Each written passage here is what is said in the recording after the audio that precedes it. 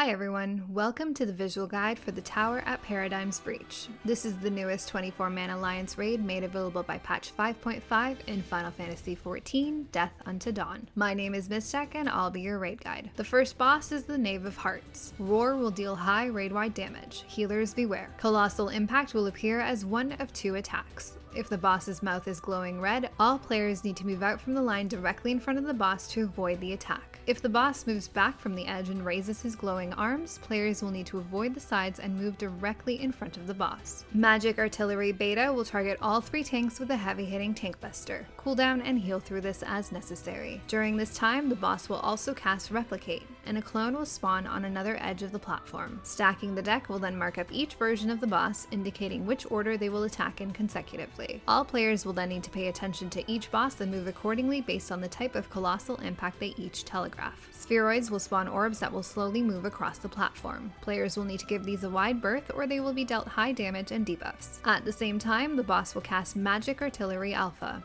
and players will be targeted by these orange circle markers. Spread apart to avoid overlapping damage while dodging the moving spheres. Light Leap will form two proximity-based damage markers on the platform. Move away from these to reduce damage. Immediately after, a number of square sections will form on the platform. The boss will again replicate and enumerate itself and begin to cast Lunge. This is a massive knockback that will kill any player that doesn't put their back against the elevated square areas around the platform. The clone will follow with another Lunge attack, and players will need to reposition themselves against the raised squares to avoid getting knocked off again. From here, the boss can replicate two clones at once, and players may need to handle 3 attacks in turn. Pay attention to the attacks each boss telegraphs and move appropriately to avoid getting hit. The next round of spheroids will shoot across the platform in 2 rounds. Players will again need to spread their AoE markers while dodging into the appropriate rows between the attacking spheroids. During the next lunge phases, the original boss may also cast Colossal Impact while the clone is casting its lunge, limiting the available safe spots against the raised square sections. These mechanics will repeat with some overlap until the boss is down. The second boss encounter has us fighting Hansel and Gretel. One of them will cast Upgraded Shield while the other casts Upgraded Lance. During this time, the two bosses need to be moved away from one another to avoid buffing each other. The shield boss will form directional shields on its flanks and rear that will knock back and damage any player that hits them. Players can instead focus on the lance boss. One boss will then cast Crippling Blow, a tank buster on its primary target, while the other casts Wail, a raid-wide AoE blast. Shield and heal as necessary. These attacks will occur twice, with each boss casting one of each attack. Next up, both bosses will cast Tandem Assault Bloody Sweep, move to the outer edge of the platform, and raise up their weapons on the left or right side, indicating that their attack will target everything on that side. Depending on the side of their attack, a specific safe zone will form that all players will need to stand in. The bosses will then cast Upgraded Lance or Shield again and swap weapons. Next, Seed of Magic Alpha will target players with AoE circles to avoid overlapping, while Riot of Magic will target one player for stack up. Move away if you have a circle on you and stack up if you don't. The next Tandem Assault is Passing Lance, and a line of orbs will form through the center of the platform with a gap. The bosses will dive through the center of the platform, igniting the orbs as they pass over them. To avoid getting hit, players must find the gap in the orb line and then move to the edge to avoid the boss's dive and the orb explosions. Another round of upgraded lances and shields and more tank busters and raid-wide blasts to heal through. For the next Tandem Assault Bloody Sweep, the bosses will swap positions, indicated by the red and blue arrows between them. Pay close attention to which sides their weapons are on and where they'll end up once they swap positions. Stand in the resultant safe spot to avoid getting hit. Eventually, the bosses will cast Wandering Trail, and a number of glowing discs will form around the outer edge that will slowly move around the platform. The bosses will then cast Tandem Assault Breakthrough, and a proximity-based damage marker will form on the platform in the center. The bosses will hold up their weapons again to one side, and players will have to move to the opposite side to avoid getting hit. Be careful not to get hit by the moving discs on your way to the edge. Another variety of Wandering Trail will have the discs forming on the edge and moving through the middle to the opposite side. While this is happening, the bosses will cast Hungry Lance, wide frontal attacks. Players will need to move into the available safe zones while dodging the Wandering Trail discs to avoid damage. These mechanics will repeat until one of the bosses is destroyed. The surviving boss will then begin to cast Lamentation, dealing high raid-wide damage until it is destroyed as well. The next section has us fighting multiple copies of 2P and flight units.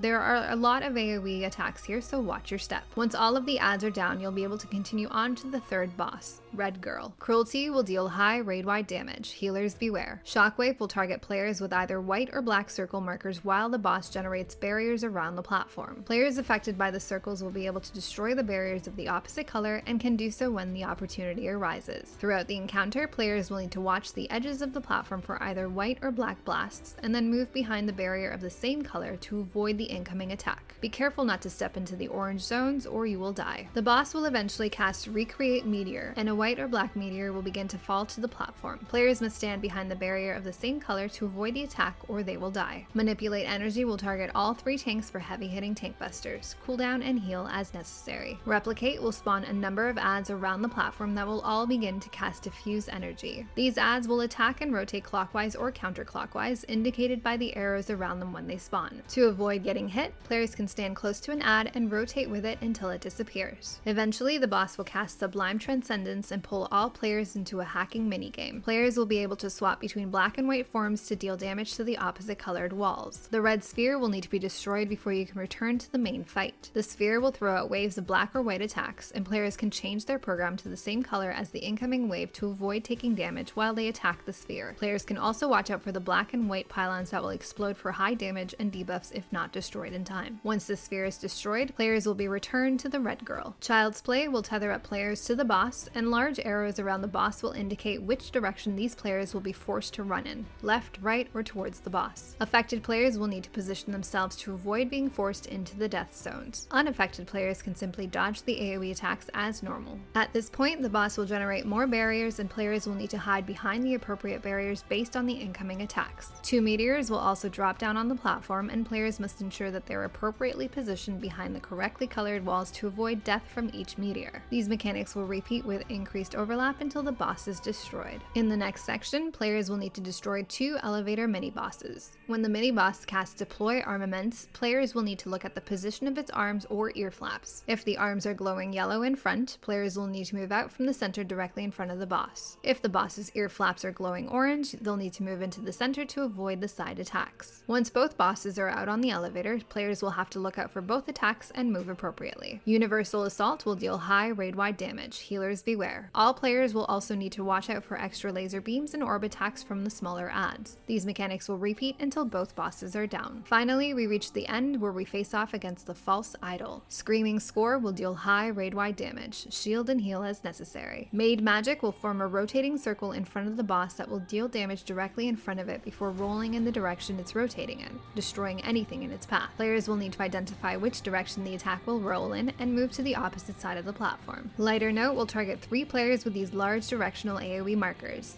These players can move away to drop these on the ground away from the raid. All players will then have to be ready to dodge the incoming AoE attacks that will move in the direction of the original arrows. Rhythm Rings will shoot out directly in front of them when the orbs drop down into them. Players will need to dodge each active ring as necessary. Watch for extra AoE attacks underneath players during this time as well. Darker Note will target all 3 tanks for large circle attacks. They'll need to move away to avoid overlapping. Eventually, the boss will transition to the next phase. Pervasion will turn the floor transparent, and Recreate Structure will form a structure underneath the platform. This structure will then blast through the floor in the orientation that it was created in, destroying anything it hits. To avoid this, all players can angle their cameras down to see which way the structure is formed, and move to a safe side of the platform before it hits them. This will occur anytime the platform is transparent, so be sure to watch your feet. Recreate Signal will spawn a number of train tracks across the platform. When the boss casts Mixed Signals, players will need to identify which tracks are green and active and which are red and inactive. Move on to the red tracks to avoid getting run over. When the boss casts Heavy Arms, players will need to identify which attack is incoming by the rocky appearance of the boss. If you see rocky wings, all players will need to move directly in front or behind of the boss to avoid getting hit. If the boss forms a giant monolith between her legs, move to her sides to avoid getting hit. Distortion will cause all players to be marked with a black and white marker. When the boss casts Final Song, black or white rings will drop down into the center of the platform. Players will need to position their characters so that the side of their ring marker matches that of the incoming attack from the center to avoid damage. Eventually, the boss will cast Pillar Impact and form 2 massive pillars on opposite corners of the platform. These pillars will knock back all players once they drop onto the platform, and they'll need to position themselves to avoid getting knocked off. Angle your character towards the opposite corner or use a knockback immunity. Tower Fall will cause each pillar to fall in a specific direction direction identified by their shadows. Move away to avoid getting crushed. Eventually, the boss will spawn another train and a number of Red Girl clones will appear, tossing out orbs that will move across the platform while you handle familiar mechanics with some overlap. All of these mechanics will repeat until the boss is down. If you have any questions or comments, please let me know. Up next, we'll head into the Cloud Deck Extreme. As always, thanks for watching. Till next time.